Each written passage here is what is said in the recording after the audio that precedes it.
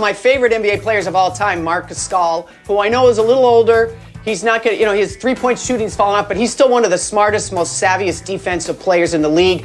I picture him guarding Jokic for the Lakers when it comes time. I also love what Portland did in Atlanta. Those are my two runners-up.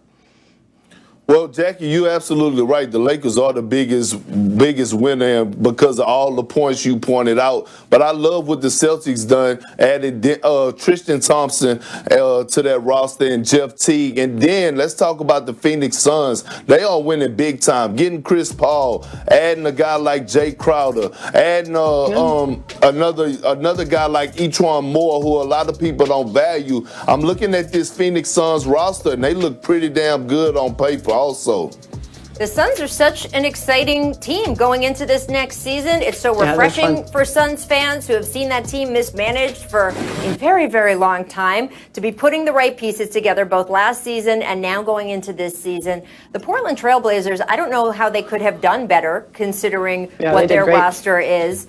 The Lakers, phenomenal, considering especially that Montrezl Harrell is not only a good player to pick up, he's going to be better on your team than he was for the Clippers just because of the fit with Anthony Davis and some of the other players that can cover up for Montrezl's weaker defensive issues.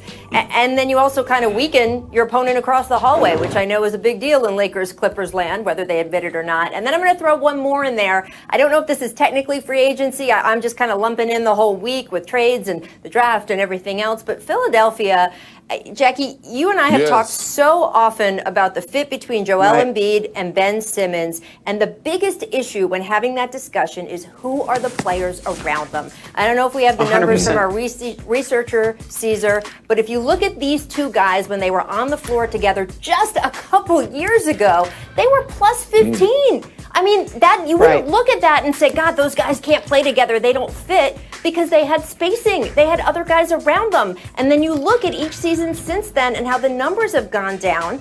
Well, they didn't change into different players. It's because of the players around them. So Daryl Morey did such a good job switching out the players around them. They're not there yet at an ideal roster, but the improvement, I think, is such a breath of fresh air for those two guys.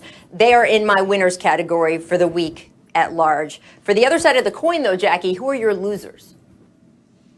Well, I'm going to stick in Los Angeles, because again, we talked about Montrezl Harrell walking across the hallway. He probably could just move his stuff from one locker to the next. I think that's a pretty big blow. And I'll tell you something that a lot of people aren't talking about, but they should be, is JaMychal Green going to the Nuggets for me is also a big loss for the Clippers. And remember, we were talking about Rajon Rondo going across the hall with his stuff to the other locker. Not so fast. He ended up going to the Hawks. So for me, the Clippers do not come out of this well. Here's the other thing. They did add Serge Ibaka, who I like. I probably like even a little better than Montrezl Harrell because of what he can do. But he is a player option for 2021, Rachel and Perk. That means that if things start to go sour, he, Kawhi, Paul George, they can all walk in 2021. Well, my biggest loser is the Rockets. Here you got your two franchise guys asking to be traded right now, and you go out there and you sign Christian Woods. Look, Christian Woods is a good young player, but he's not moving the needle, and you let all these guys walk away and don't make any type of moves to make your stars happy, especially James Harden, to try to keep him. So right now, the biggest loser in free agency is the Houston Rockets. They're dropping the ball tremendously. But I would like to add one more thing. The Denver Nuggets are a loser right now to me because they lost Jeremy Grant. And I thought they should have did everything in their power to keep him, especially the way that he defends, his length, size, athleticism, and in the Western Conference where you need a guy like that to watch LeBron James, Kawhi Leonard, and all these athletic wings, even a Kevin Durant, and you let him walk away. I thought Denver really lost on that with losing Jeremy Grant. Perk, I'm a little surprised to hear you put the Celtics in the winners category. I like the Tristan Thompson signing too. I think that it fills a need for them. I think that he will be a good, active, dedicated player for them, except for a few spots, relatively injury-free. But do you think that the Celtics roster got appreciably better? Would you put them as a winner, Jackie, or would you put them more as neutral? I would not put him as a winner. Gordon Hayward walked away for nothing. And I'm telling you, people don't understand how important Gordon Hayward was to the Celtics. This is a guy who put aside his ego, put aside the number of shots. He was the best facilitator on that team last year. And the shots that he did make, he was very efficient. Now, I get that everybody looks at the dollar signs. Was he worth $34 million? Would I have paid him what the Charlotte Hornets paid him if I were the Boston Celtics? No, I wouldn't. But he still walked away without you getting anything for him. I don't consider that a win. Yeah. Well, I do. Go ahead.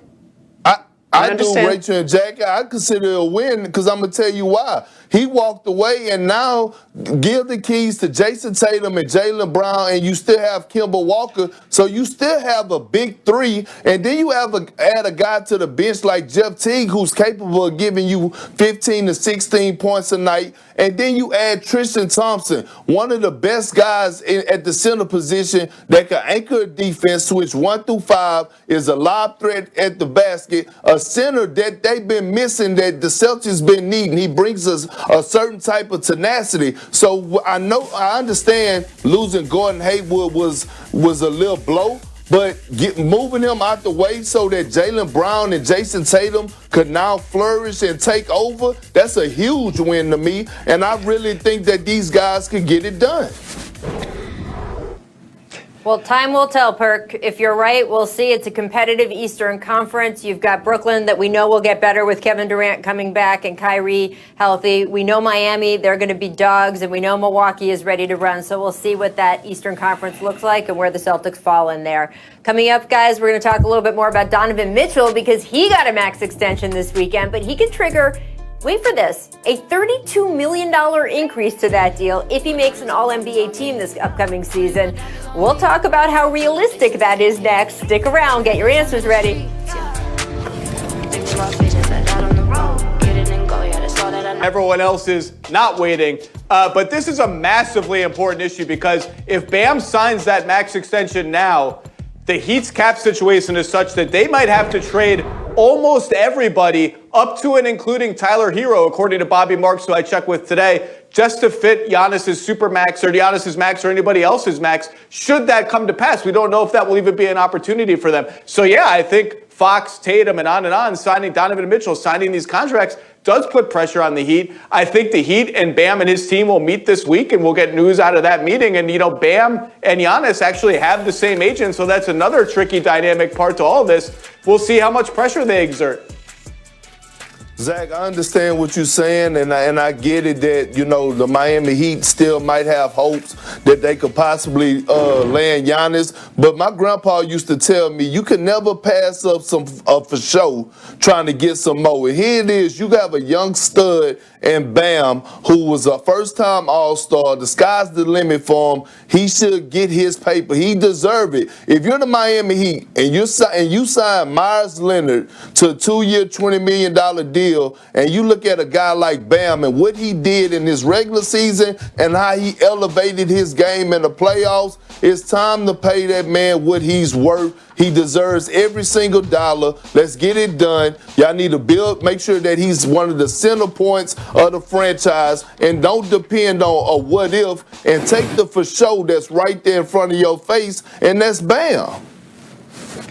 Okay, Perk, that's all well and good, but first of all, let's not compare Myers Leonard's situation to Bam, because that doesn't make any sense to me. If you're Bam, and the Heat come to you and say, you are our cornerstone, we're going to take care of you, we swear. But we want to help you win a championship. And if you can be patient just a little longer, we want to see how this plays out so we can have Giannis next to you and you can win a championship together. I don't think that's unreasonable from a franchise point of view. Now, if it gets to a point where Bam and his agents say, listen, fish or cut bait, then you have a decision to make. But to buy a little time here, Giannis hasn't made up his mind yet, as far as we know. We haven't certainly heard one way or another whether he's going to sign that supermax. It's just prudent on everybody's part to wait a little longer. Well, yeah, Jackie. I was just going to say, Perk, that Zach made the point that Giannis and Bam have the same agent. So there is someone involved here who is very familiar with Giannis's thinking. There So you I go. certainly understand the idea of not rushing into this over this past weekend until they see how things play out with Giannis and the Bucks over the course of the next few weeks. That being said, and Jackie, look, we can all look at the numbers and say, yes, it would be better for the Heat as an organization if they can have Bam wait. They do give him that full reward next offseason that will give them more flexibility if Giannis, or frankly, an opportunity for another big free agent comes in to help him in 2021. But with all the injuries you have seen around the league, major injuries to major players, if you were on the other side of that, as you point out, Jackie, really good speech from the Heat, very prudent, makes a lot of sense, would you still feel comfortable taking that risk?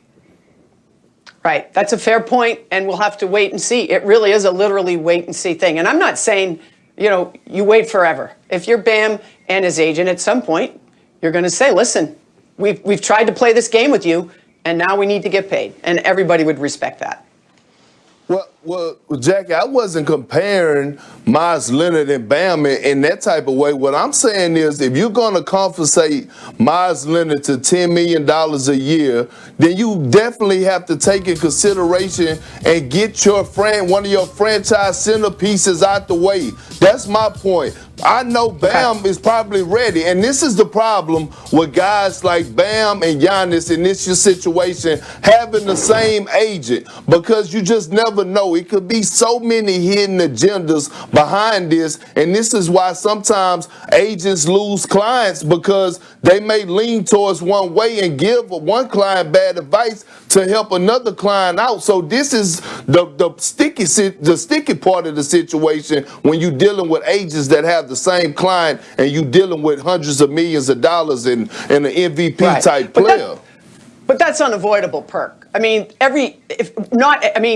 Kevin Durant's the only one I can think of that has one agent, Rich Kleiman, that has no other clients. Almost all of, I forget who your agent was, but I'm sure he had multiple clients. That's just how it works in the NBA.